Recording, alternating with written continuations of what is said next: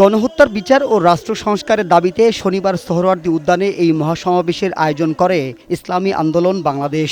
বিকেলে মহাসমাবেশ শুরুর কথা থাকলেও সকালের মধ্যেই কানায় কানায় পূর্ণ হয়ে যায় সোহরাওয়ার্দী উদ্যান ও আশপাশের এলাকা। লাখো মানুষের এই মহাসমাবেশে ইসলামী আন্দোলনের পাশাপাশি জামায়াত, এনসিপি, গণ অধিকার পরিষদ সহ বিভিন্ন ইসলামী সমমনা দলের নেতারা অংশ নেন।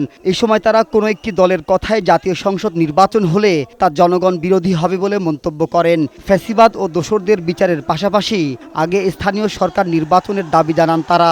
আমরা যতদিন ঐক্যবদ্ধ থাকবো ততদিন এই বাংলাদেশে আর কোন হাসিনা মাথা উঁচু করে দাঁড়াতে পারবে না। কয়েকটি দল ব্যতীত সব দলই কিন্তু এই মঞ্চে ইতিমধ্যে হাজির হয়ে এই সংখ্যানুপাতিক নির্বাচনের পক্ষে তাদের দলীয় সমর্থন ব্যক্ত করেছে। যে নির্বাচনী কাঠামো আমরা দেখেছি, সেই নির্বাচনী ব্যবস্থা এবং কাঠামোতে বাংলাদেশের সামনে নির্বাচন আমরা আর হতে দিতে চাই না। মহাসমাবেশে জামায়াত ইসলামীর নেতারা অন্তর্বর্তীকালীন সরকারের নিরপেক্ষতা হারিয়েছে বলে অভিযোগ করেন। সকল রাজনৈতিক দলের মতামত নিয়ে আগামী জাতীয় সংসদ নির্বাচনের সময় নির্ধারণের আহ্বান জানান জামায়াতের সেক্রেটারি জেনারেল। আপনার এই ভূমিকায় প্রশ্ন তৈরি হয়েছে, আগামী ৮-১০ মাস পরে যদি নির্বাচন হয় আপনি সোজা থাকবেন কিনা? আপনাকে এই ৮ মাসে নিরপেক্ষতার প্রমাণ আপনাকে দিতে হবে। মহাসমাবেশে ইসলামী আন্দোলনের আমির বলেন, প্রয়োজনীয় সংস্কারের আগে দেশে কোনো নির্বাচন হতে দেয়া হবে না।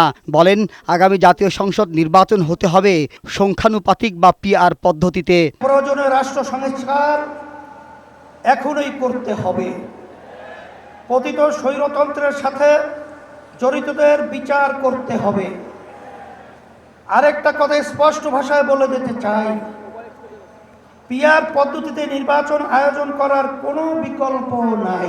সন্ত্রাসী চাঁদাবাজদের নির্বাচনে অযোগ্য ঘোষণা ও আগামী মাসের মধ্যে জুলাই ঘোষণাপত্র দেওয়ার আহ্বান জানান ইসলামী আন্দোলনের আমির।